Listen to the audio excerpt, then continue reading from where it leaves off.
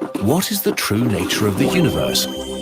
To answer this question, humans come up with stories to describe the world. We test our stories and learn what to keep and what to throw away. But the more we learn, the more complicated and weird our stories become. Well, you got that right. All I know is thank you to our friends at Kurtzegard. Totally fair use in education, I claim. But string theory. Might there be something with, as Professor Wooden had said, with the 5 main areas of string theory? Might there be a reason why we notice 5 and some of the stuff and things going on in our realm of persistence? Well, you all know what that means. We conjecture ahead. Although this is going to be weird, and it's going to be about a different. Title of the conference was something like "Ground Truth" or "Turtles All the Way Down," and so it seems as though there's one Ruliad. I don't think it rules them all, and it might be just hyper-rulial turtles all the way down. Yes, it's on the back of an infinite number of hyper-rulial turtles. Various people are commenting on the outrage of hacking the universe on a MacBook Air. Hey guys, what's going on? Memes here. So I've been extremely lazy. This wasn't an idea. It was a bug in my head because I sit around and a lot of folks, it's like, I'm working on this thing. Oh, I looked into this thing. Oh, no. It's like, that's one of the reasons I would like tag like different like professors and like physicists and like different folks from different areas studying different things. Cause I tend to think like, like as Professor Wolfram has said, like we're all kind of like working towards the same thing. It's like we're all kind of right in a sense. It's like, now the degree of rightness may vary, but I thought the whole thing about science was that you want to be less wrong because you're trying to like aim for a truth. Do I know what the truth is? No. I may have it tattooed in Latin on my arm, but that's a different story.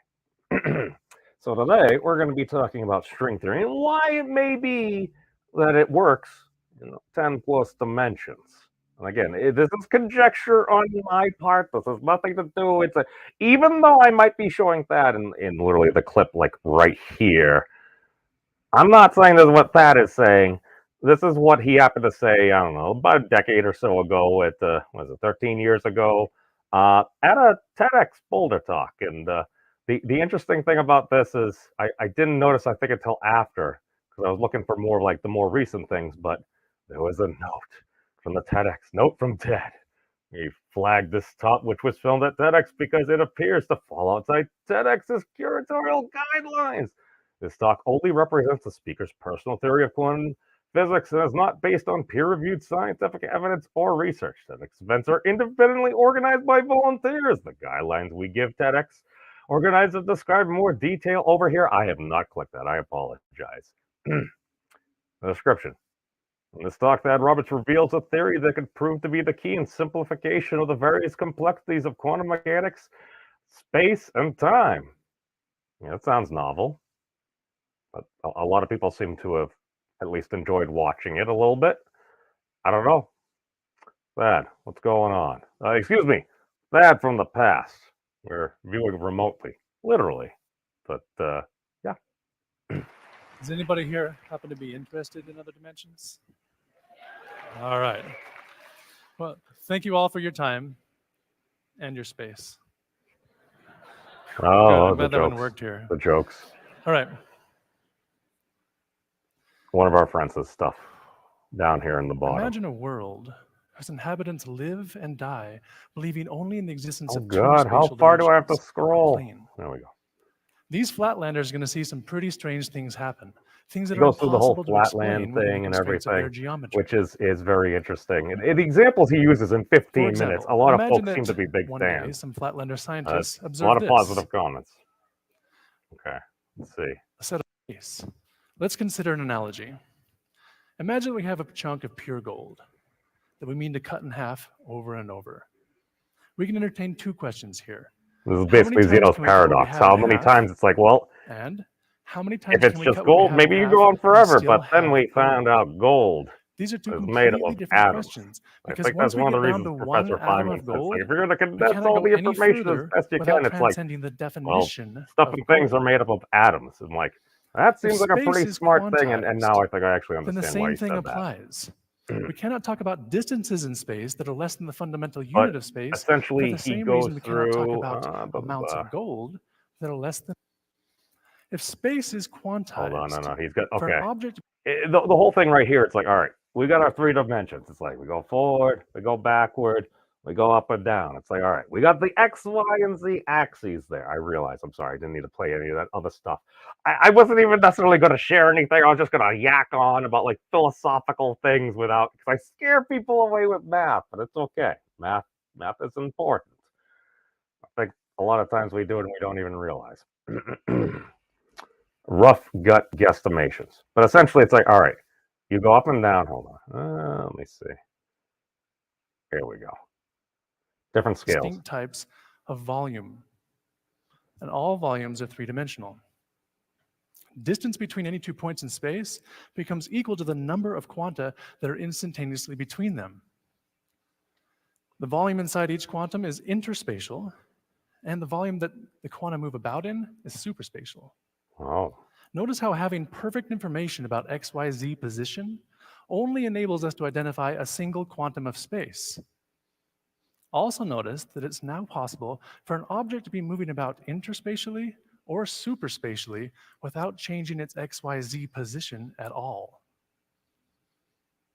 This means that there are 9 independent ways. Is this why the whole reference frame of different stuff comes up a lot of the time? Because it's like, I remember when Shoutout did the Mystify Side podcast, Shiloh and Anastasia there, it's like, they're saying, it's like, well, the simplest universe, in order for like light or something, you need like at least 2 atoms for stuff to happen. I'm like, wait a second, like is that a thing? It's like, does there need to be literally a reference thing for like stuff to actually like happen, but to like try to measure it, you want to have 3 things. So it's like, there's a significant kind of like a advantage triangle to to being able me. to describe space. I'm sorry, I'm talking about, but essentially it's like, all right, you got your standard things. What if you're moving within perhaps a much larger scale medium? And that's why, where was it? His book from, I believe, 2011, actually, no, I think this was actually after this TED Talk. I believe it was 2016. Einstein's Intuition. It was just the standard Goodreads thing that popped up in Google here for me. It's probably totally preference because apparently everyone's internet's different. We need to get our biases out of the way.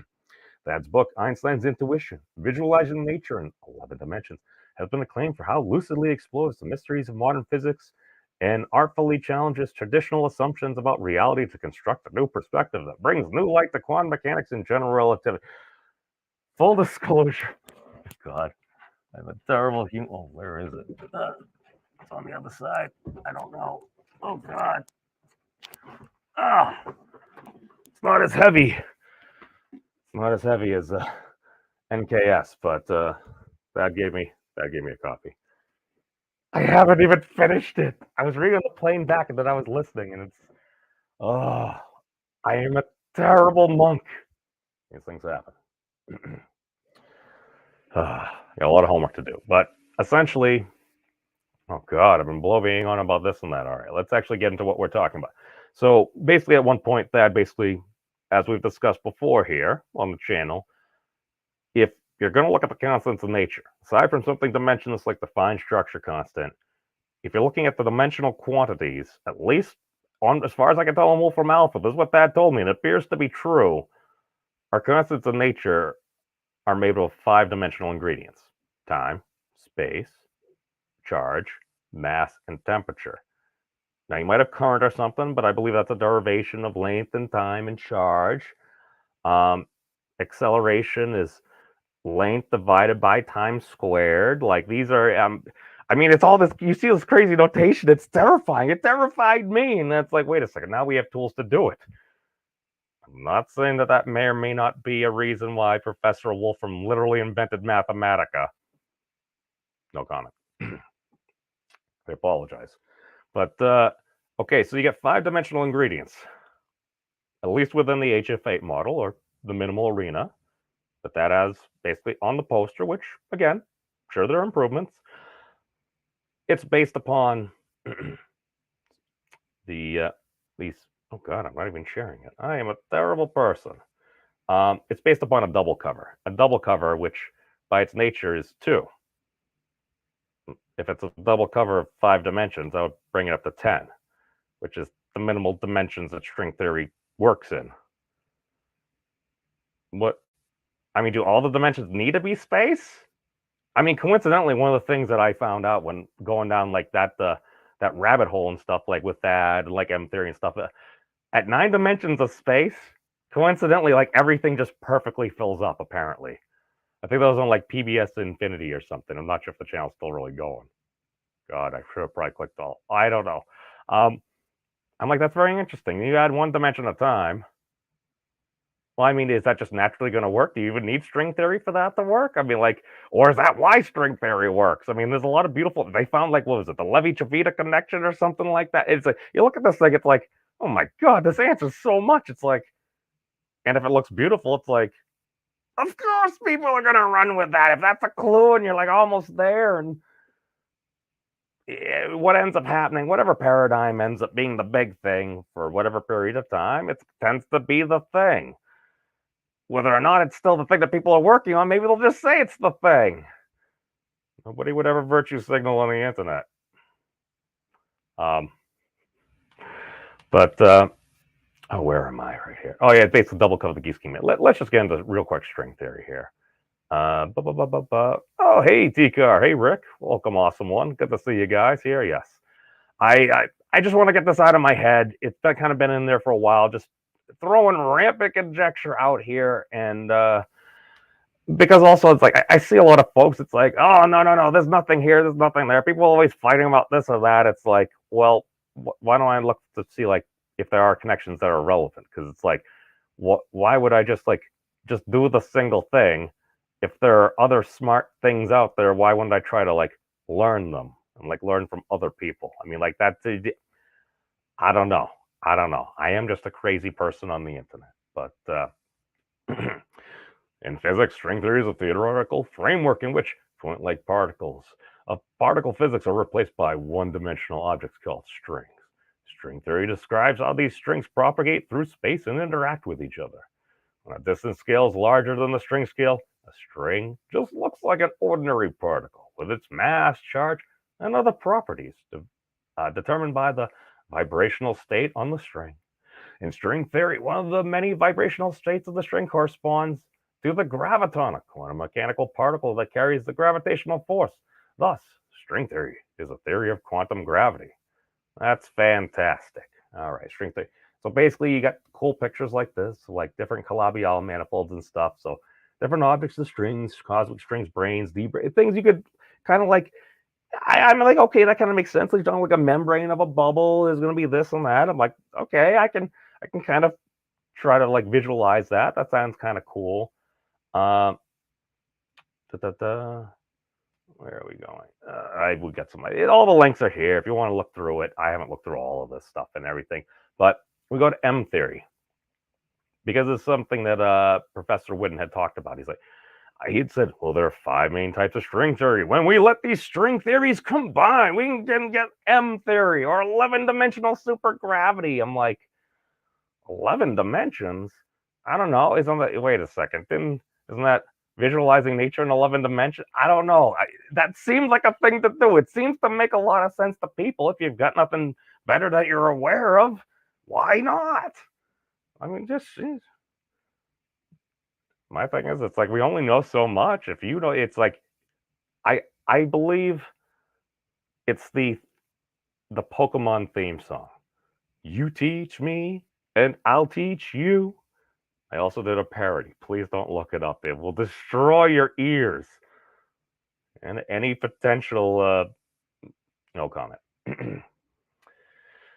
M theory is a theory in physics that unifies all consistent versions of superstring theory. Edward Wynne first conjectured the existence of such a theory at a string theory conference at the University of Southern California in 1995. M theory, Edward Wynne, 1995. Oh, I should actually check that out. Wynne's announcement initiated a flurry of research known as the second superstring revolution. Prior to Wynne's announcement, string theorists had identified 5 versions of superstring theory. Although these theories initially appeared to be very different, work by many physicists showed that the theories were related in intricate and non-trivial ways. Physicists found that apparent distinct theories can be unified by a mathematical transformation called S-duality. Oh God, I need to move it over, sorry. Oh God! Sorry. In theoretical physics, S-duality is an equivalence of two physical theories, which may be either quantum field theories or string theories. S-duality is used for doing calculations in theoretical physics because it relates a theory in which calculations are different to okay, so that sounds like a form of mathematical or geometric equivalence. Okay, I mean, okay, now is it true? If you can prove that, that seems like would be pretty sweet. Theoretical physics, T-duality is an equivalence of two physical theories, which may either be quantum field theories or string theories. And the simplest example of this relationship, one of the theories describes strings propagating in space-time like a circle of some radius. Oh, well, I mean, a zero-dimensional thing is a point. One-dimensional thing is basically a string. Two-dimensional thing is, I don't know, a circle, something like that. A three-dimensional thing is like a sphere. Four-dimensional thing is like a hypersphere. I don't know. Witten's conjecture was based in part on the existence of these dualities and in part on the relationship string theory to a field theory called 11-dimensional supergravity. Theoretical physics. Is that just the Higgs thing? I feel like that's a picture of the Higgs. Because you've got stuff coming out there, you got stuff coming out there, but nothing's coming out that side. I feel like that's an image I've used before. I digress. Oh, and it moves. In theoretical physics, supergravity is a modern field theory that combines the principles of supersymmetry and general relativity. This is in contrast to non-gravitational supersymmetric theories as minimal super. Oh my God, there's so much stuff out there. How can anybody know all of this?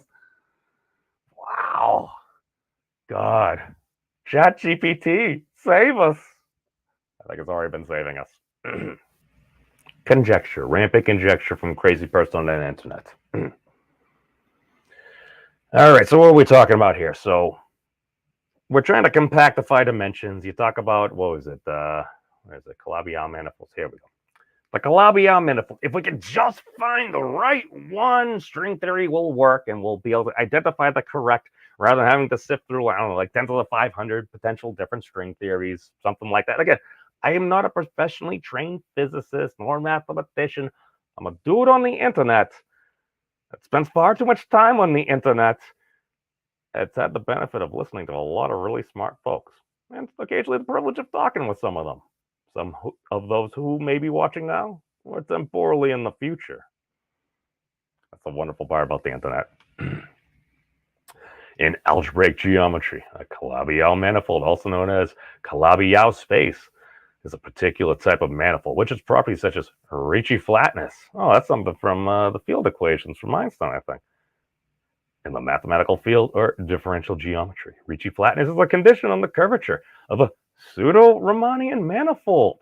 Oh, Ricci flat manifolds are a special kind of Einstein manifold. The theoretical physics Ricci flat Lorentzian manifolds are of fundamental interest, as they are solutions to, I believe, the Einstein field equations, yielding applications in theoretical physics.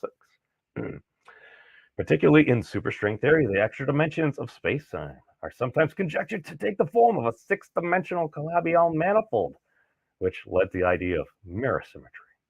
The name was coined. Okay, that's cool.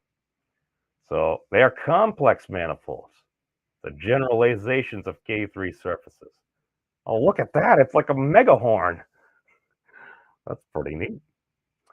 A mathematical complex analytic K3 surface is a compact complex manifold of dimension 2 with a trivial canonical bond on irregularity, 0. An algebraic K3 surface over the field means a proper geometric connected algebraic surface that satisfies probably a whole bunch of things that we're looking for. Okay. If you want to go through all of this, feel free again. We're just going to hit a couple of points. Of any number of complex dimensions, any number of real dimensions. Oh, wow. They originally defined as a compact scalar manifold with a vanishing first chem class and a Ricci first. What is a chem class? The Chern class. Oh, the Chern Simons thing. I looked into that before. Okay. Blah, blah, blah, blah. The motivational definition given by Xing of, oh my God, Xing Tao Yao is of a compact Kähler manifold with a vanishing first chem class, is also Ricci flat. Okay. We're looking for these different things. Okay. Vanishing has an n holomorphic form, vanishes nowhere. The canonical bundle of M is trivial. Okay. So bundle of a single of dimension n over field. The line bundle of gamma of n. The minimal gamma, I believe. The nth exterior. Okay. Oh God, I need a new computer. Okay, we're going to fiber bundles. Oh God, there's so much tasty stuff here. Okay, so we're looking for some manifolds. And then here's a link to a paper that I totally haven't read on Scholarpedia or anything like. Oh, actually, I think this is, I believe we trust this more, or there should be more information here. I believe that's what I've seen on Scholarpedia. Oh my God, it's not secure. They're coming after us. But it's okay. Well, here's the thing. I'm curious, awesome one. What happens if we took a thing of ramen noodles and we analyze this topology? Because the crazy thing is, you look at how those noodles go to. Oh my God, you're gonna love this. Let's just get right into it. Okay. Full disclosure, I'm totally biased. I'm literally going to the physics monastery like next month to spend about a year there and try to do some science, try to figure out stuff and things about what's going on in our realm of persistence. That's the goal. Will it happen? I don't know. I guess we're gonna have to see. But the whole thing is the model is based upon basically the complement of the hyperbolic figure 8 knot, which is a double cover of the Giesecke manifold. In mathematics, the Giesecke manifold is a cusp hyperbolic 3 manifold of finite volume. It is non-orientable and has the smallest volume among non-compact hyperbolic manifolds, having a volume V approximately 1.0149416. It was discovered by Hugo Giesecke in 1912. The volume of the Giesecke, the volume is called the Giesecke constant, has a closed form. Wait a second. Why am I noticing this just now? Maybe I've just seen all these different videos on the Collatz conjecture. I'm seeing all these 3n+1s in here. Wasn't there something also with like sphere packing earlier, where like they found that like the sphere packing in like a two-dimensional thing wasn't necessarily accurate? Oh God, the wiki hole continues. Okay, compared to the related Catalan's constant, it's also manifests as a volume. Oh wow. This is very interesting. And basically, you'd get an idealized tetrahedron. You remove the vertices, and then you basically glue it together. I know. Shout out to Kali Fisher. She's basically doing her things for Shirley's surface and stuff like that. I'm like, it reminds me of the thing back in the day where you're like 1, 2, 3, 4, and you're doing all these different things.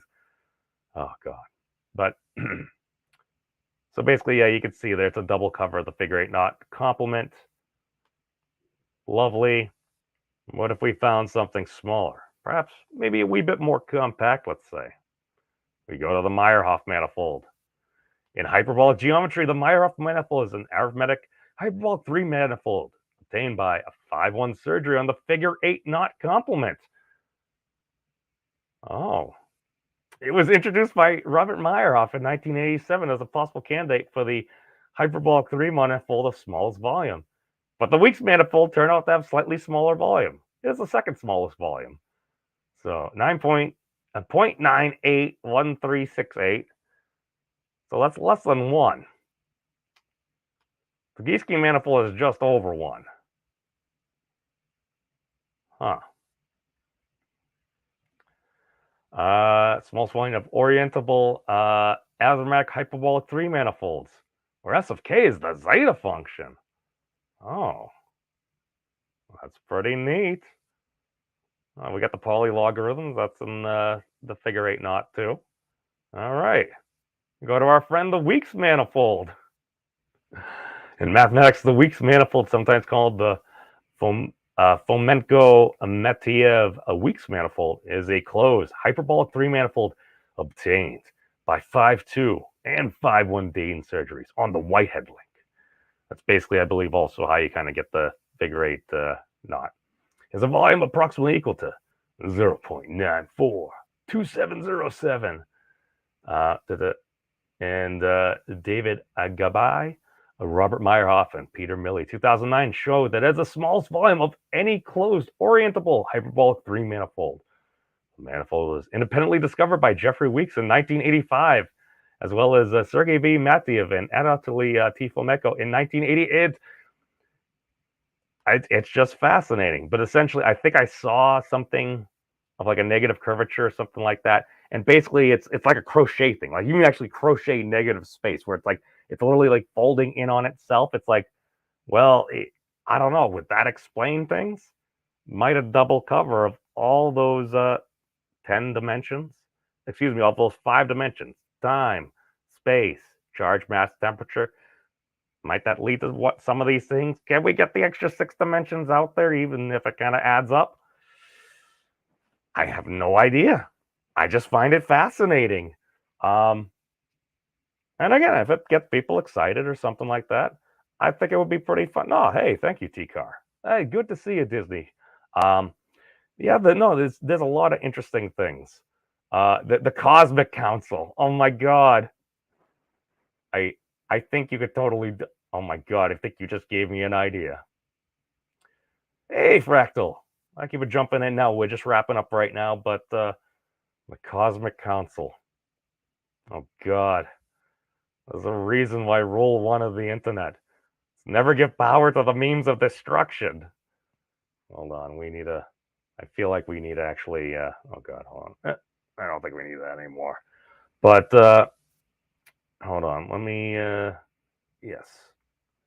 So, within the greater lore, because I mean, if we're all on the internet, we're all doing the lore. If you search rule 2 of the internet is forever, my friends. Within the rules of the internet, there's certain things that we should remember. Do I actually have all the rules here? Wait a second. Did I rewrite the rules? Oh, no, it was the rules of the multiverse. I apologize.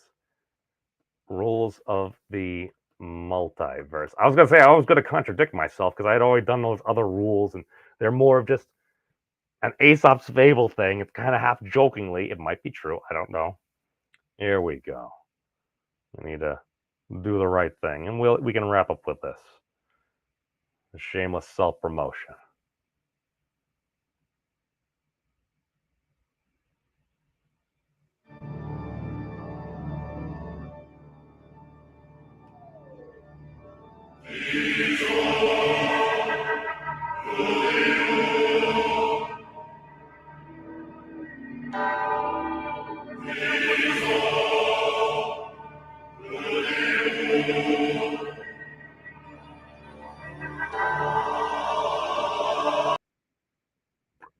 And there we go.